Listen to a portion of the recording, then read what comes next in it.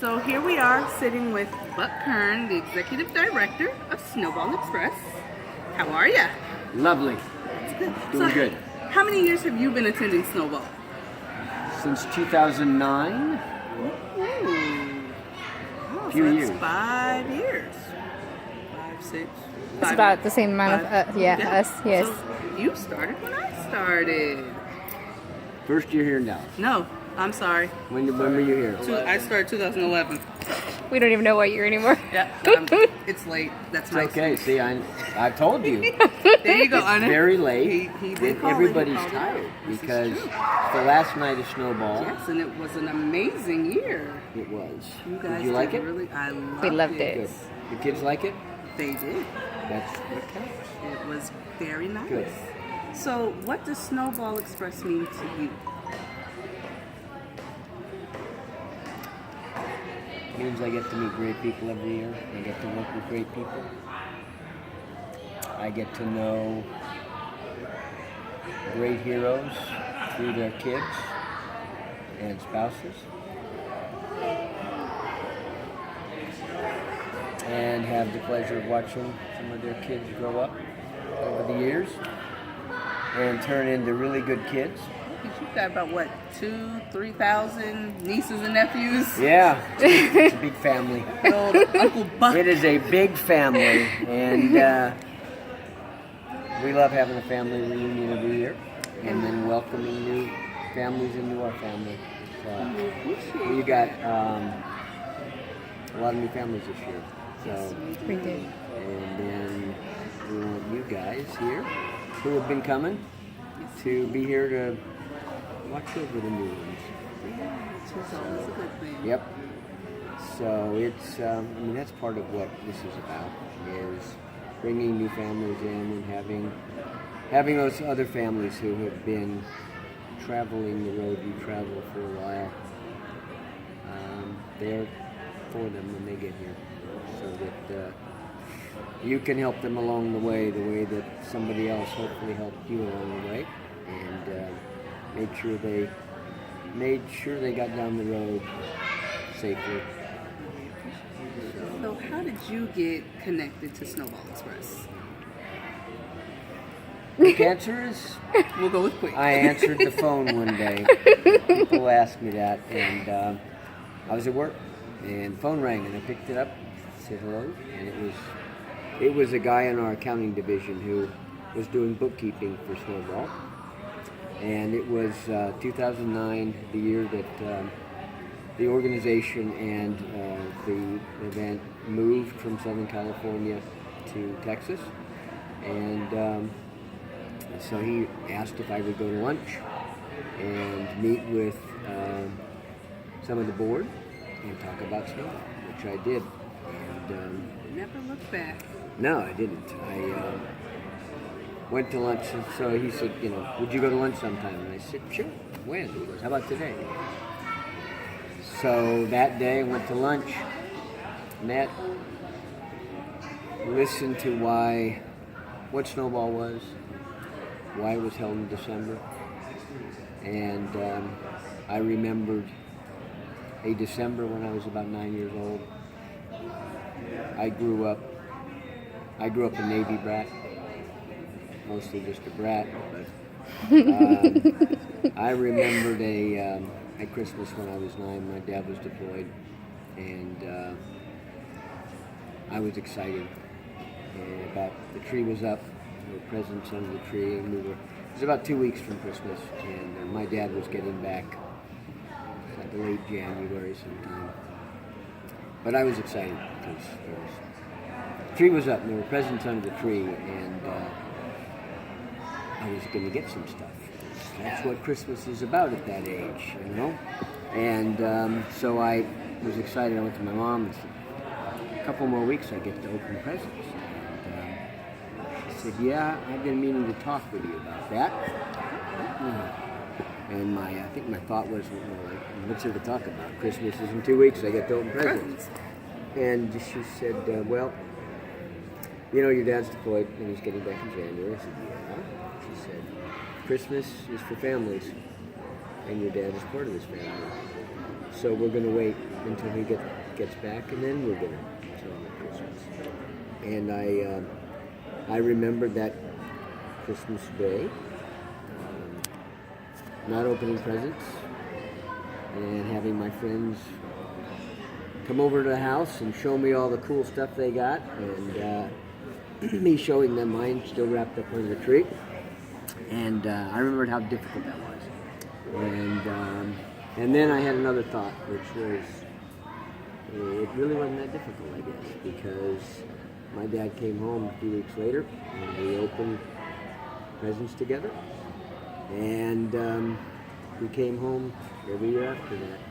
We opened presents together and celebrated Christmas together. And,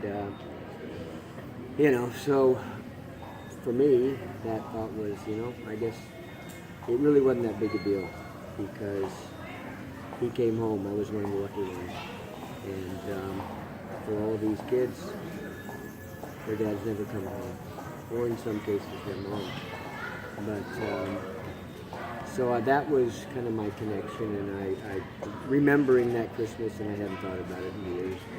I guess it was one of those lessons that my mom taught me without really me knowing that it would be there years later in the back of my mind. And it was one of those moments that had an impact. So, I was one of the lucky ones. And you can imagine just through that kind of insignificant in a lot of ways experience of mine, what it was like not to be able to do that and open presents for Christmas and all that. But it was it really wasn't a big deal. There are kids out there having to deal with a whole lot worse, more difficult things. So I volunteered, said, yep, let's do whatever we can do. And so we've been doing it ever since. And, it's grown. Good job, we got a lot of help. It takes a lot of people. And I think we want a lot of people. One, it takes a lot of people, but to deliver messages and to kids and you all, it takes a lot of people to deliver that message in the right way. And I think, I hope the messages are received well. But the walk of gratitude and having people come out, and the bus rides, and the presidential escort on the freeway, and all of those things that have meaning behind them, that we want kids to understand how important the sacrifice of their dad or their mom is, and that it's not a little thing, and that it's remembered, that people do remember, it's not forgotten, and it matters, and they should be really proud of it. And so seeing people line the streets is one of those ways, and I think it's great for the public too to come out. And it's great for them to bring their kids down to a walk of gratitude, to see that other kids, to see the sacrifice that they have made, and realize how lucky they are. Yeah, we spoke with some of your other volunteers, and they were very humbled by you. They spoke nothing but very highly of Snowball, which was great. Good. So, as we asked them, we shall ask you, what is your favorite part of Snowball Express?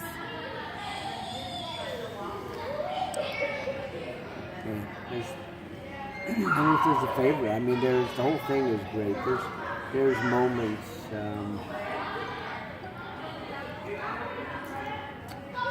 Well, let's go with this year.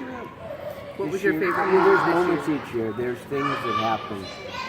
There's stories. There's, I guess the favorite, in general, some of the favorite things are being able to, having the privilege, in some cases I would say, to be present when something happens that's significant to somebody.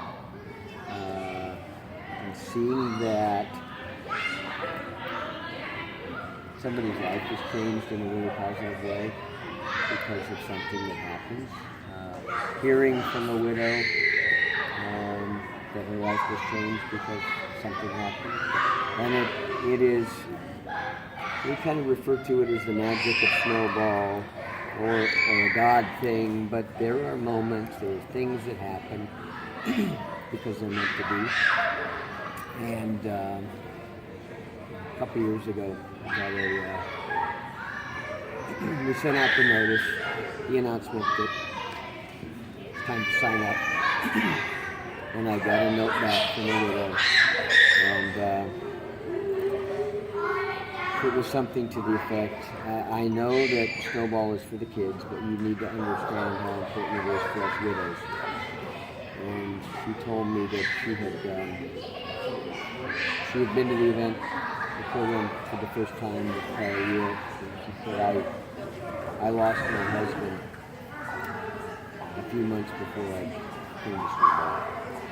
And she said the grief was just so bad that I couldn't take it. She said, I didn't want to go. And the other widows ganged up on me and told me I needed to take my kid there. And she goes, so I finally broke down and I did. I said, I really didn't want to go. She said, I got there and it was just overpowering, the number of other families. And then she told me, she said, the one thing you need to know is that the grief I was experiencing was so bad that I had decided to do something terrible after Christmas and take my life. And she said, while I was there, I met another widow who had grown up without both parents. And she said, I listened to what it was like for her growing up without both parents. And I knew then that I could not do that to my kids, and I wasn't going to do that. And I decided then and there that I wasn't going to take my life. So, those sort of things, when you hear that, you realize that the power of this is huge. And things that happen, and that happens very simply. I mean, what we do isn't complicated. It's connecting people. It's introducing them to other people who are going through the same crap that they're going through. And they help each other. I mean, this is about what you guys do for each other because you understand one another. The rest of us, we have the privilege to get to know you and watch some of it, be there when it happens, but it's most of it's you guys. I mean, you help each other, and things happen. We've got, I mean, there's a million stories. There's that one, and there's one I use with the police when I talk with them, because it involves the power of just showing people how much you love them. And we have a widow whose husband committed suicide by cop, and as a result of that, she hated police. And it was done at their house, and it's easy to understand how that hatred happens. But she hated. I mean, it was evident because she talked about it, and everybody knew it. All the other widows knew it, but her daughter had turned 5 this year, and we had met at snowflake events and several times over the years, and her daughter was finally the right age. She came that year, and we were standing outside the hotel at Snowball one evening, and there was a group of us out in front, and she walked up and said, I've got to tell you what happened. Everybody said, was kind of talking, and I said, well, yeah, and she said, I hugged the cop tonight. And everything stopped. And the other widows were all of a sudden, whoop, you what? She said, I heard the cop. And the reaction was, that's huge. And she said, yeah, I know. And she said, what brought that on? She said, I've been here a couple days and there's police everywhere. And I can tell that they want to be here for us, and that they love us, and they love our kids. And I feel that, and I know it's real. And she said, I had to, I couldn't help it. And then she said, I hugged more than one. And so for her, I mean, that was, I said, your daughter's going to go up now and not hear that hate, feel that hate, and take that hate on herself. And that's why you're supposed to be here this year. That is why this year your daughter turned 5, and you were able to bring her here, and you were able to see and feel that people care, and that people care that you thought you hated. And so, life-changing stuff. Yes. And But there again. I personally would like to thank Snowball, because thanks to Snowball, after my first year attending, I went and held my own widow's retreat, a little small spin-off of Snowball for the adult side. Yeah. And because of that, I was able to turn it into a small nonprofit, which is Military Widow Memoirs. And every year we get together, a small little group of us, and we do little fun activities to keep us together, old ones, new ones, and we all kind of just share our story and help each other grow. And it was because of Snowball that was able to occur from it. That's great. So, on behalf of helping all more of us, people. there you go. Thank you. So we thank you for Snowball, all of your volunteers, the chair members, everyone involved. Because without y'all, there's nothing for We're us. blessed to do it. So we thank you. Thank you. We thank you for your time. We know you're a busy man. We know it's late, and we're all feeling it because it is the wind down time. The kids are coming off their sugar highs. And The moms are overly if you're relaxed. lucky, they're coming off their sugar Yeah. highs. Yeah. We're over relaxed from massages and wine. Good. That's Which good. I think is a bad combination. You've got relaxed moms and Yeah. hyped up children. Yeah. Well, then, for your kids, it's fine, because then you They're won't free be to do chasing whatever. them around. Yeah, and There you you'll go. give in to what they want to do. So we have to add, everybody we interviewed, they all said that it was the coming together as a family that really made a difference, and seeing the kids happy, and that's my personal favorite. Yep. thank You're welcome. It's a privilege. It's an honor to do it, and we get just as much out of it, if not more. I think sometimes than you guys do, because it's a great reminder of how lucky we are. It really is, and we need to be reminded. This country needs to be reminded, and I think that's the other part of what Snowball is able to do because of the sheer numbers. I mean, it's you guys. There's a lot of you. Yes, sir. And when you show up someplace and people come out, and every time somebody new that comes out to a walk of gratitude, they've heard about it, and they show up and they're always shocked. It's like, oh my God, there's so many, and they're not expecting that. And my response is always the same thing. And it's like, yeah, and this is only a portion of it, a small portion of it. There's multiply this, what you see here, and so the public needs to be reminded, and we're blessed to be able, because of all of you, that we can bring together to remind the public that you're there.